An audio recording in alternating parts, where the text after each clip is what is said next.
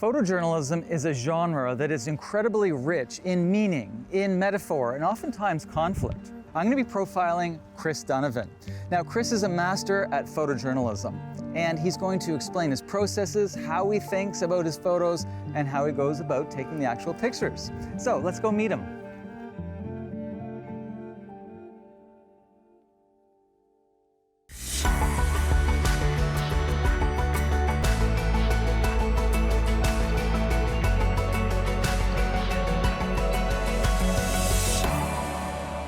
Hey, how you doing? Hey, good to see you. You too. I'm gonna just see what you're seeing here. Like, what's the subject today? So the working title for the project is called A River with Two Names, Okay. which has the colonial name, the St. John River.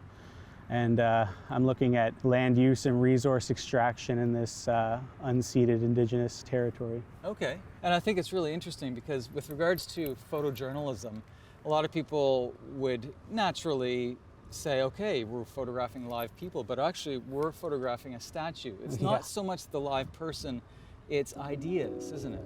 I'm trying to examine my own role in all of this as a settler person on this land and, think about the implicit and explicit ways that I contribute to these things that I don't love. Okay, Chris, we're gonna go through top 5, and what's really cool is we're actually holding a physical book. Now, printed photos, that's kind of rare these days. I'm so excited about actually looking at prints. Yeah, I think it's important these days, especially to print your work, because so many of us just collect these images and then they'll die on a hard drive one day, right? So true. As a documentary photographer, I work in multiple images. Yeah.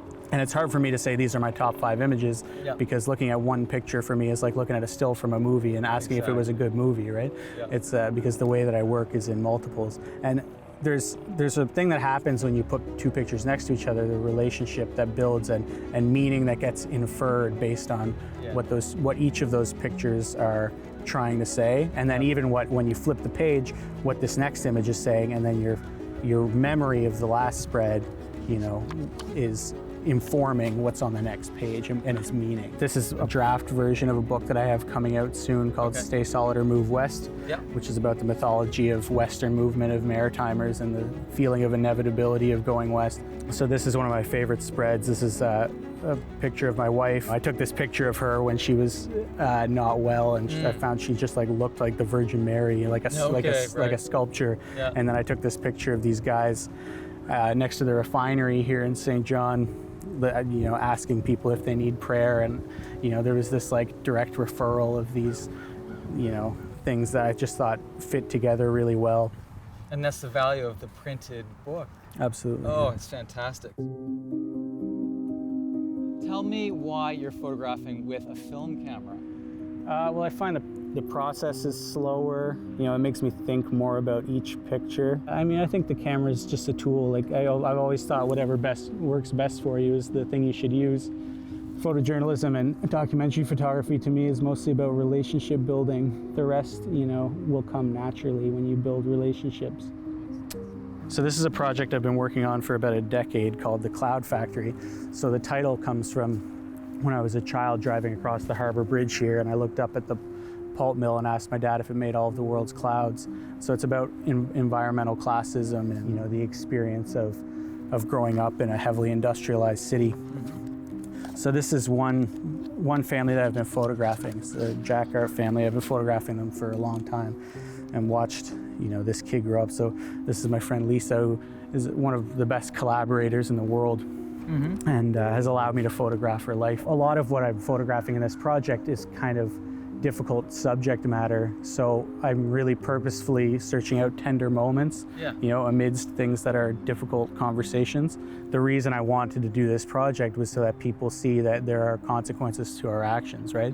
This is the consequence when you're affected, right? Like Lisa's father died very young of a rare form of cancer, and her dogs kept dying of cancer, and neighborhood pets kept dying of extremely rare diseases, and there would be soot all over. It's easy to say these things and hear them in the news, but to actually see the tenderness in someone who's experiencing this, that I think has a different effect on people.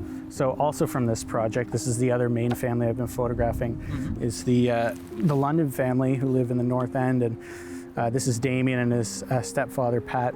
Okay. teaching him how to shoot. It's funny, I show this image sometimes at portfolio reviews in the US and people find it a bit severe because of the gun culture, but but Damien's mother, Jennifer, absolutely loves this picture and has framed it and finds it like an extremely tender moment, and because it's this like beautiful relationship between him and his stepfather, who don't always have the best relationship, so looking back at this and seeing this moment is really special for her. Photography, especially photojournalism, can be a double-edged sword with regards to the way that others perceive this image from different cultures. For example, you could say that potentially American could see this very different than a Canadian, for example, or someone from somewhere else.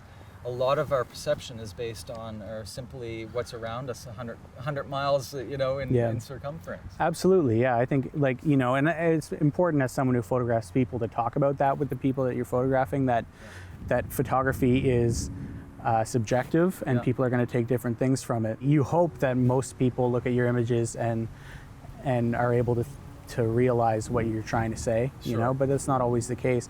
Images are so easy to expropriate, so it's always difficult especially when you're dealing with difficult subject matter. Yeah. Is there a difference between documentary photography and photojournalism? I like to say that documentary photographers are news photographers without newspapers because the industry has collapsed, right? Some of the earlier, the FSA photographers who went and photographed the Dust Bowl migration in the 30s were, I'd say, some of the pioneers of documentary photography. It's almost 100 years ago now. Amazing. You have another book here, so let's take a look at that. This is a book that's I've been working on in Flint, Michigan. Okay. And it's called Those Who Stay Will Be Champions. And so basically I started working in Flint when the water crisis began there with lead-tainted water in 2015. Yep.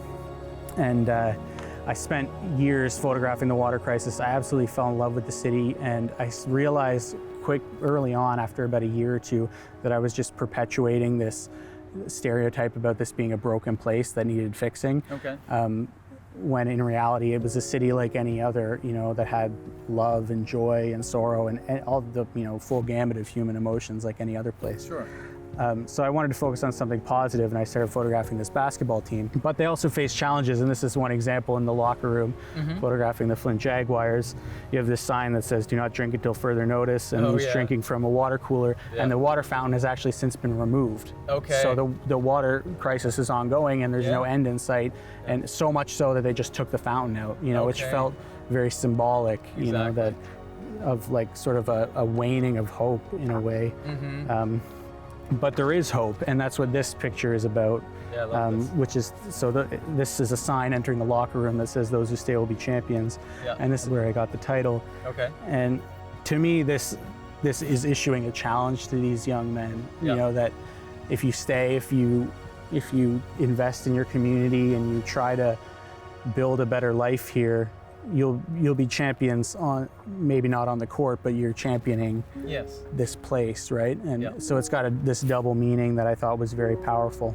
For me, I'm always trying to say something with my images, even if it's not conscious at the time. Sure. When I start a project, it's sometimes looking for meaning, and then along the way you find it. And the experience of a viewer is similar. They look, and then they look more, and then they look more, hopefully, and then they get to whatever their meaning is to them. Well, thank you, Chris. It was an absolute pleasure. Yeah, thank you. And I'm really excited to see what comes of your book projects, and by you putting them in print, it's keeping them alive so much longer. Yeah.